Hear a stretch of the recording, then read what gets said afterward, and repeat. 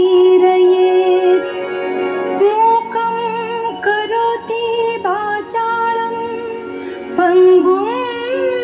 लङ्घयति गिरिं यत्कृपातमहं वन्दे परमानन्दमाधवम्।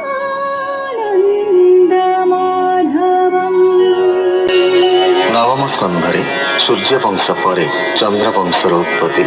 पुरुरवा जजाति नहुष और दुष्पंत भरत शांतनु और तांको पुत्रंक वंश विस्तार वर्णना करा जायछि। सूर्यवंश परे जदुवंश कथा दशम स्कंधरे रही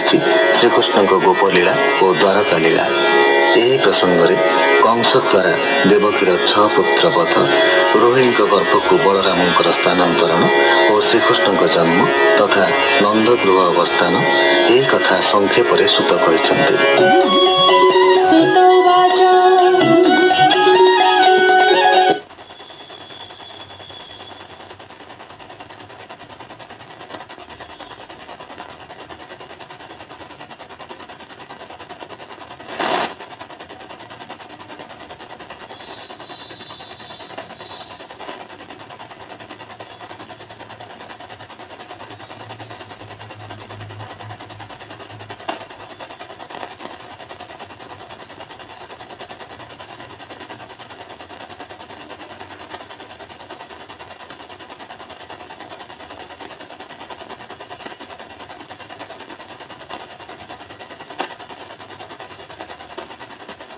रे बंधन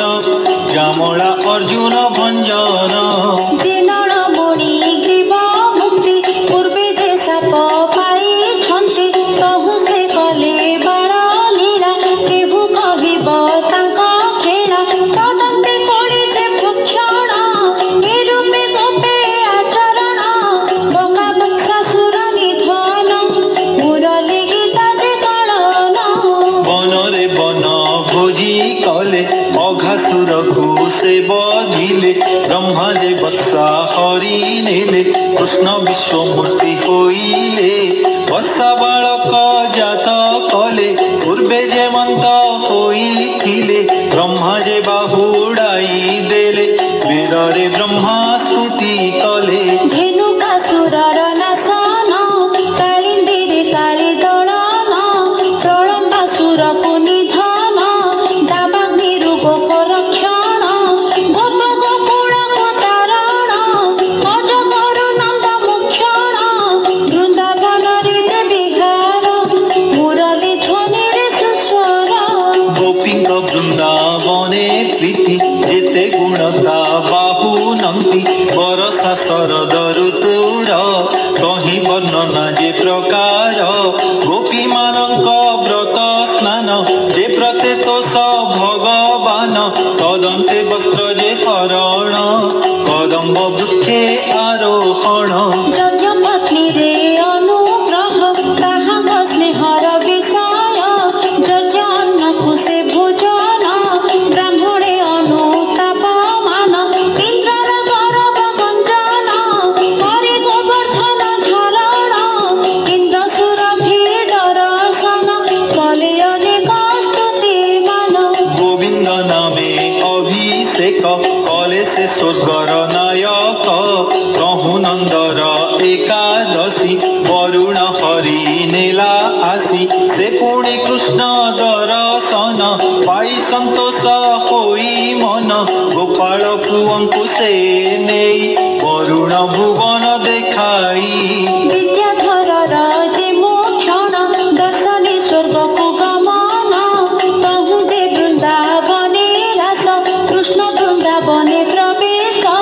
जेणु से सरदर काण दिगमाने अति निर्मल गोपींक मोक्षर कारणे श्रीकृष्ण विचारिले मने मुरली ध्वनि से सुस्वरे शब्द शुणी गोपपुरे गोपीए वृंदावने गले गोविंद दर्शन पाइले कृष्णर निष्ठुर जे वाणी आतंक होई गोपालुनी स्तुति विनये प्रबोधिले से कृष्ण नारी बस हेले तहु से रस क्रीड़ा होई उछुळे सुख सिंधु चाहि गोपी मदने भोळ होई वृंदा गोपी गर्व करई जानी न कृष्ण अंतर्धान गोपी विकळे रोदन नाना प्रकारे से विकल रक्षा कर हे आदि मूल गोपी की देले कदर्शन रासे तो सिले तांक मन अनेक रूपे नंद सुनु एक गोपी के एक कान्हु रास उत्सवे भगवान आनंद सर्व गोपी मन तदंते शंख चूड़ बधे व्योमासुर को नासी युद्धे षंढासुर को नाश करी केसी की पेशी स्वर्गपुरी कंस जे रंग सभा करी मारिब बोली राम हरि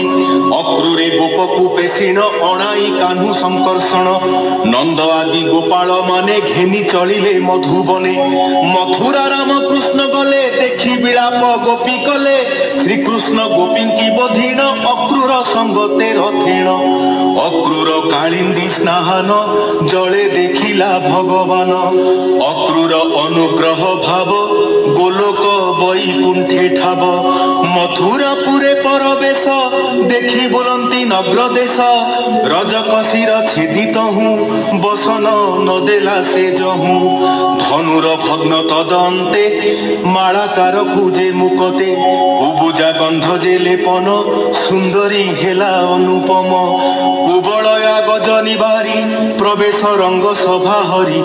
माल युद्धर जे व्यवस्था चाणुर मुष्टिक निहंता राजा अष्टमल्लनासीण उठिले मंचा उपरेण कंस को कले से निधन कंसर जेते भाई मान उग्रसेन को राजा करी सर्व जादव मध्ये हरि देवकी वसुदेव आनी बंदीरु मुख्य तत्क्षणी माता पिता को कले स्तुति मोहन बचने श्रीपति माई रोदन निबारी कंसर प्रेत कर्म सारी अवंती देशरे से जाई विद्या पढ़िले बेनी भाई समन भुवन आनिले गुरु को पुत्र दान देले मथुरा परवेश होई उद्धव गोप को गमई गोपी उद्धव प्रवेशन गोपी गोपाल रोदन उद्धव गोपी विचार वृंदावती नाम जाहार भ्रमर गुरुता पादेन ता देखी गोपी मोहमान कृष्णर दूतता को जानी प्रेमे अनेक कहे बाणी उद्धव करी सन माने कहे गोपी की संबोधने कुबुजा गृह को गमन कामे तो सिले तार मन अक्रूर पुरे परवेश जे प्रभु अनादि पुरुष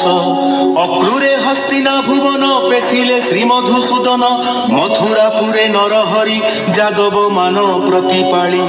जरासंध जे धाड़ी देला मथुरा नगर बेढ़िला एमंते सप्तदश बार युद्धे हारिला जरावीर अष्टादश बेलता जानी सैन्यता मले अक्षोहिणी काल जवन कुटे नेई मुचुकुंद चक्षुरे दाही